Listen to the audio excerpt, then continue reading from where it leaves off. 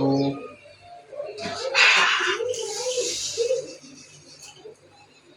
देखा आपने लापरवाही का नतीजा है। હેલો નમસ્કાર, કેમ છો? હું છું ગૌરાંગ. આપ જોડાઈ ગયા છો મારી સાથે અને લાસ્ટ સુધી જોડાયેલા રહેજો. મારા બ્લોગમાં બહુ જ મજા આવશે, બહુ જ એક્સાઇટિંગ છે. હું ને દક્કુ બંને બહાર જઈએ છે. મને કીધું કે બહાર ચાલો ફટાફટ જલ્દી કરો અને ખુદ કામ લઈને બેસી ગઈ છે. જો जिस दिन से मिली है उस दिन तक झूठ पे झूठ बोलती जा रही है। शक्ल देखो कितनी भोली है।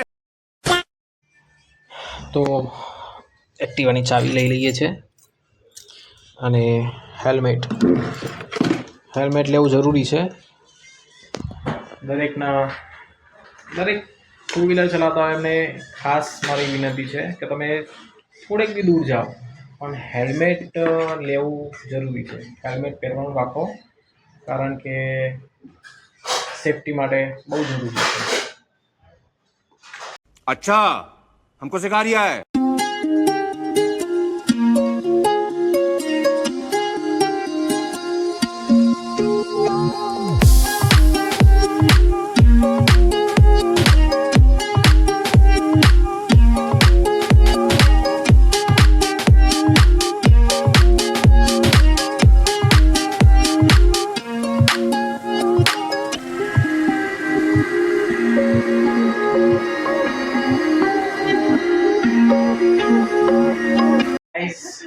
અત્યારે ઘરે આવી ગયા છીએ શોપિંગ કરીને.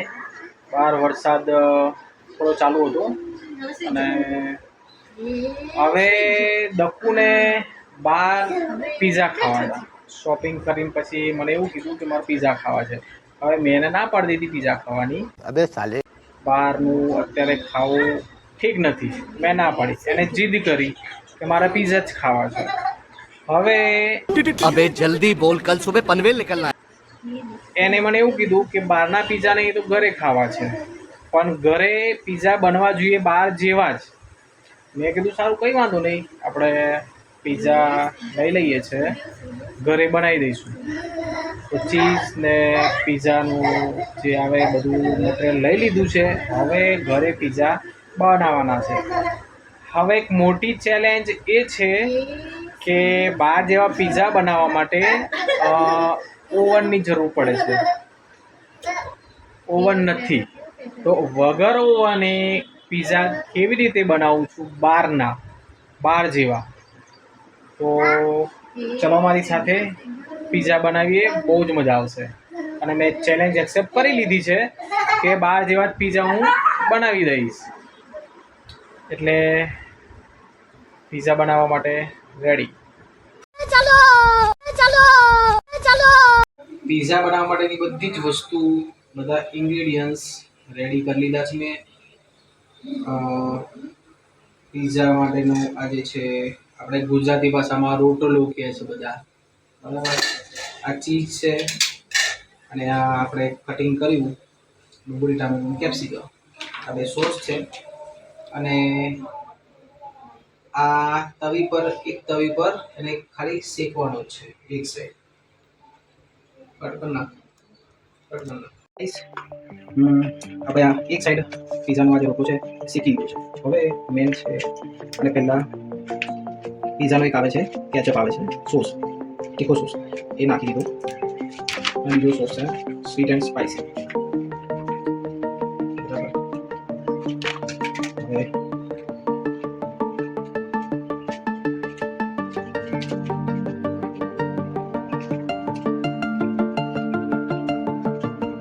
હવે આ જે બધું સમારેલું છે આપણે વ્યવસ્થિત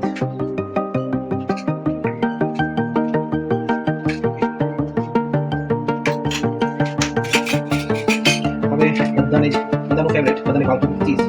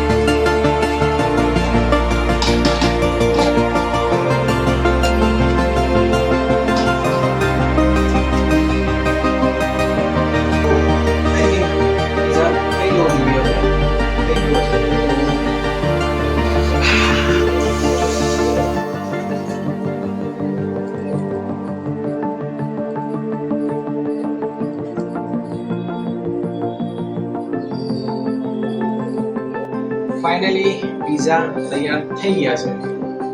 આપ દેખો. આવો આપણે આ પીઝા ટેસ્ટ કરાવીએ અને એને માટે જે ચેલેન્જ આપી હતી એમાં હું કમ્પ્લીટ છું કે નથી, ચેલેન્જ કમ્પ્લીટ થઈ છે કે નથી થઈ એ આનો ટેસ્ટ કર્યા પછી ખબર પડશે.